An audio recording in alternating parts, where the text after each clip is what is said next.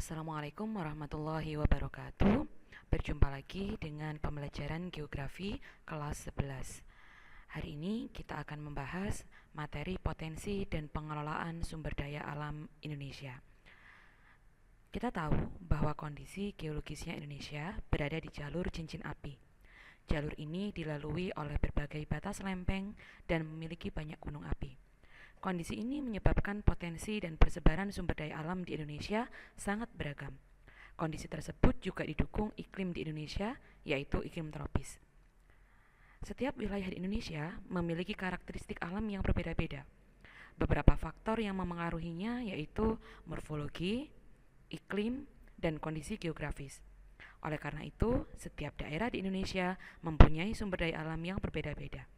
Potensi dan persebaran sumber daya alam di Indonesia meliputi sumber daya kehutanan, sumber daya pertambangan, sumber daya kelautan, dan sumber daya pariwisata. Potensi yang ada di daerah, sumber-sumber perekonomian negara ini akan memberikan manfaat apabila dikelola, dikembangkan secara bersama-sama masyarakat yang ada di daerah, pemerintah provinsi, dan pusat, termasuk dilakukan kerjasama yang efektif dan efisien oleh semua kalangan para pengusaha, termasuk dengan negara-negara sahabat. Itu adalah cuplikan dari pidato yang disampaikan oleh Bapak Isra Nur. Sumber daya alam bisa diartikan sebagai keadaan lingkungan alam yang mempunyai nilai untuk memenuhi kebutuhan manusia, atau bahkan keadaan lingkungan dan bahan-bahan mentah yang digunakan manusia untuk memenuhi dan memperbaiki kesejahteraannya. Sumber daya alam juga bisa diartikan sebagai suatu sumber daya yang terbentuk karena kekuatan alamiah. Dan sumber daya alam bisa diartikan sebagai unsur-unsur lingkungan alam, baik fisik maupun hayati, yang diperlukan manusia untuk meningkatkan kesejahteraannya dan memenuhi kebutuhannya. Lantas apa saja jenis-jenis dari sumber daya alam? Berikut adalah peta konsep dari penggolongan sumber daya alam. Sumber daya alam dapat digolongkan berdasarkan sifatnya, jenis habitatnya, kebutuhan pokok masyarakat, potensi penggunaan, dan kemungkinan pemulihan. Untuk penggolongan sumber daya alam berdasarkan sifatnya digolongkan menjadi dua, yakni sumber daya alam fisik yang meliputi tanah, air, dan udara, serta sumber daya alam hayati yang meliputi hutan, padang rumput, perkebunan, dan lain sebagainya. Penggolongan sumber daya alam berdasarkan jenis habitatnya digolongkan menjadi dua, yakni sumber daya alam daratan seperti hutan, perkebunan, lahan pertanian, dan lain-lain. Sumber daya alam perairan meliputi sungai, laut, danau, dan lain-lain. Penggolongan sumber daya alam menurut kebutuhan pokok masyarakat meliputi sumber daya alam tanah, sumber daya alam air dan udara, serta sumber daya alam energi. Sumber daya alam menurut potensi penggunaannya meliputi sumber daya alam penghasil energi, contohnya air, matahari, arus laut, gas bumi, minyak bumi, batu bara, angin, dan tumbuhan. Kemudian sumber daya alam penghasil bahan baku seperti mineral, gas bumi, biotis, perairan, tanah, dan lain-lain. Dan yang terakhir sumber daya alam lingkungan hidup yang meliputi udara dan ruang, perairan, landscape, dan lain-lain. Yang terakhir penggolongan sumber daya alam menurut kemungkinan pemulihan. Yang pertama renewable atau yang dapat diperbarui, meliputi tanah, air, hutan, perikanan, dan lain sebagainya. Kemudian yang kedua sumber daya alam non-renewable atau yang tidak dapat diperbarui. Contohnya minyak bumi, batu bara, gas bumi, biji logam, dan bahan tambang yang lainnya. Kemudian yang terakhir adalah sumber daya alam continuous resources yang ada, selalu ada, contohnya energi matahari, energi pasang surut, udara, air dalam siklus hidrologi, debu di udara, dan lain-lain.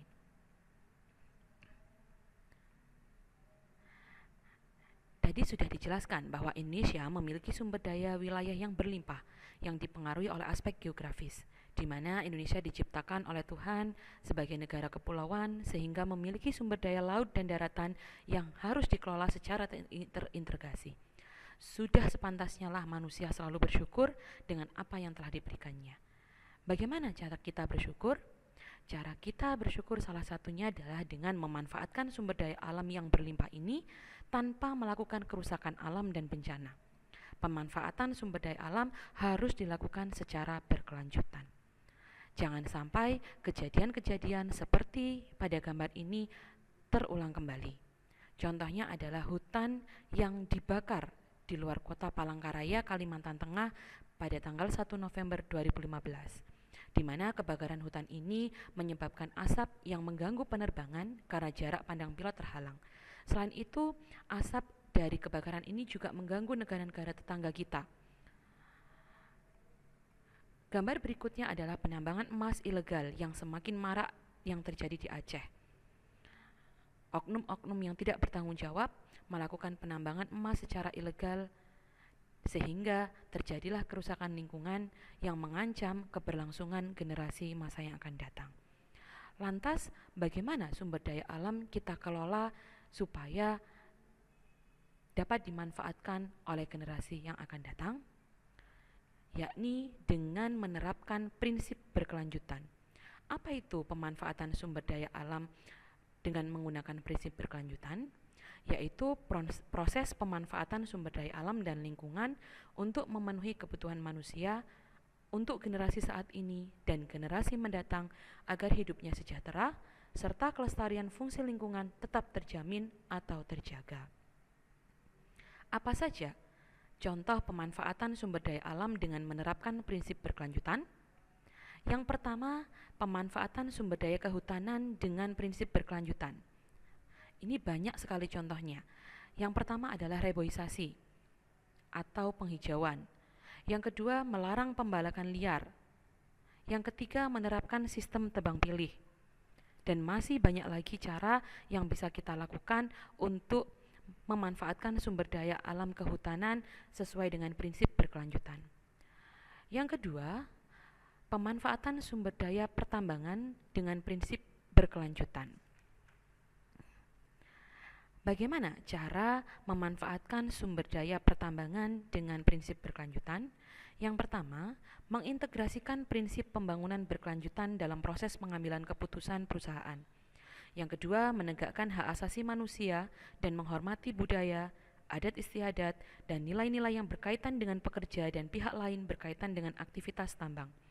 Yang ketiga, berkontribusi terhadap konservasi biodiversitas dan pendekatan kegiatan yang terpadu dengan pendekatan perencanaan tata ruang. Yang keempat, memfasilitasi dan mendorong desain produksi, penggunaan kembali, daur ulang, dan pembuangan produk yang dihasilkan secara bertanggung jawab. Yang kelima, berkontribusi terhadap pembangunan sosial, ekonomi, dan kelembagaan masyarakat di lokasi kegiatan. Yang ketiga, pemanfaatan sumber daya kelautan. Sumber daya kelautan merupakan sumber daya yang dapat diperbarui. Meskipun demikian, pemanfaatannya tidak boleh berlebihan karena regenerasi sumber daya kelautan memakan waktu yang sangat lama. Pemanfaatan sumber daya kelautan sesuai prinsip berkelanjutan antara lain dengan cara pemberantasan illegal fishing, penertiban perizinan usaha perikanan, perlindungan spesies tertentu, larangan penangkapan spesies tertentu, rehabilitasi ekosistem pesisir dan pengelolaan kawasan konservasi perairan, pengembangan kawasan ekowisata maritim, pengembangan sistem karantina ikan, dan pengaturan alat tangkap ramah lingkungan dan penertiban rumpon di zona ekonomi eksklusif atau ZEE. Yang terakhir, pemanfaatan sumber daya pariwisata, di mana saat ini pariwisata di Indonesia termasuk salah satu kegiatan ekonomi yang sangat berkembang, sangat pesat. Dasar kegiatan pariwisata adalah menikmati lingkungan. Oleh karena itu, perlu pengembangan pariwisata tanpa merusak lingkungan. Pengelolaan sumber daya pariwisata sesuai prinsip berkelanjutan dapat dilakukan dengan cara 1.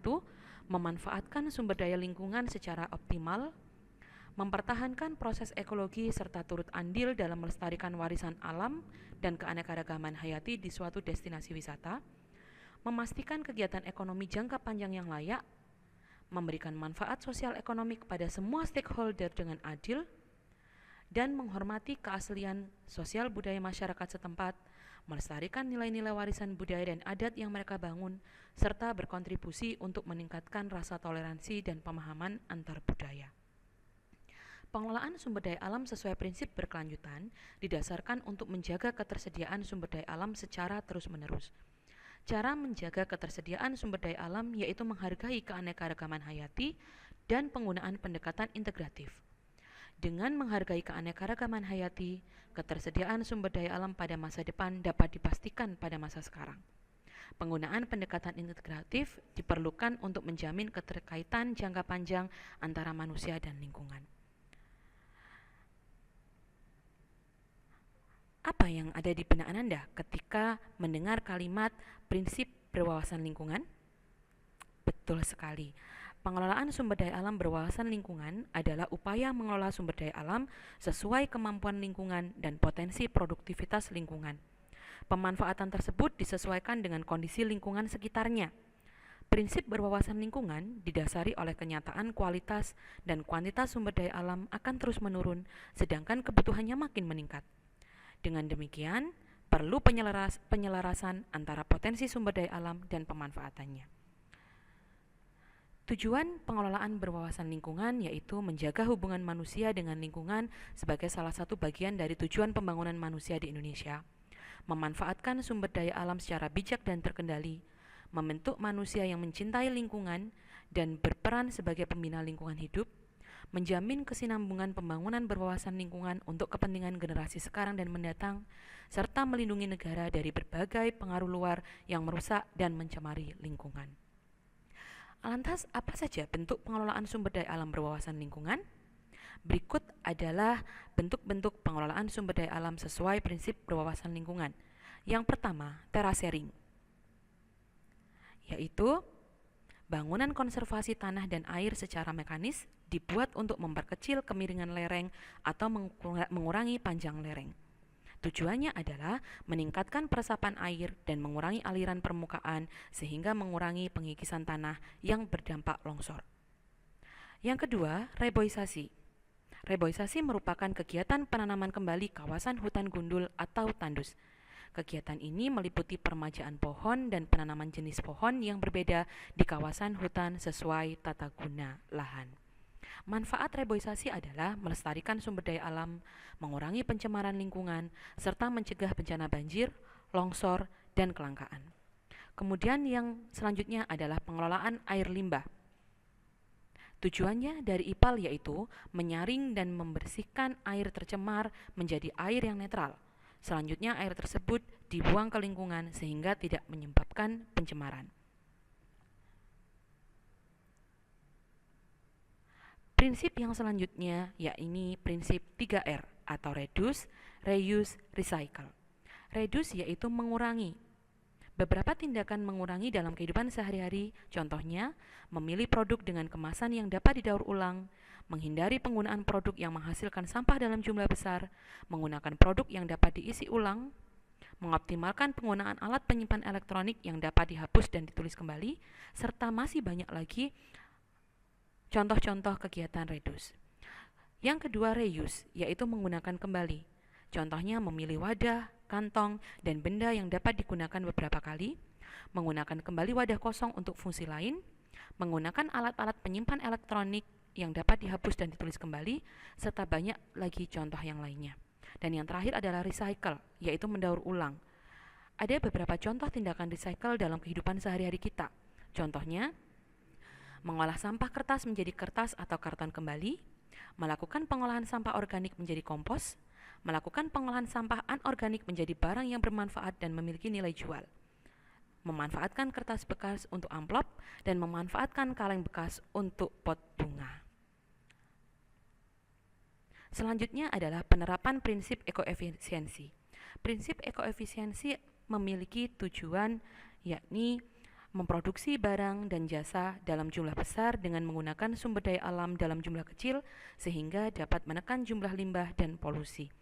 Langkah-langkah proses produksi sesuai prinsip ekoefisiensi yakni meminimalisasi pembuangan limbah beracun ke lingkungan, meminimalisir penggunaan bahan baku dan energi, menghasilkan produk yang dapat didaur ulang, memanfaatkan sumber daya alam terbarukan, dan menghasilkan produk yang tahan lama. Kenapa kita harus melakukan penerapan prinsip berwawasan lingkungan dan prinsip berkelanjutan? Karena kita tidak ada yang tahu siapa yang bertanggung jawab atas berkurangnya sumber daya alam. serta bagaimana kelangsungan hidup anak cucu kita nanti.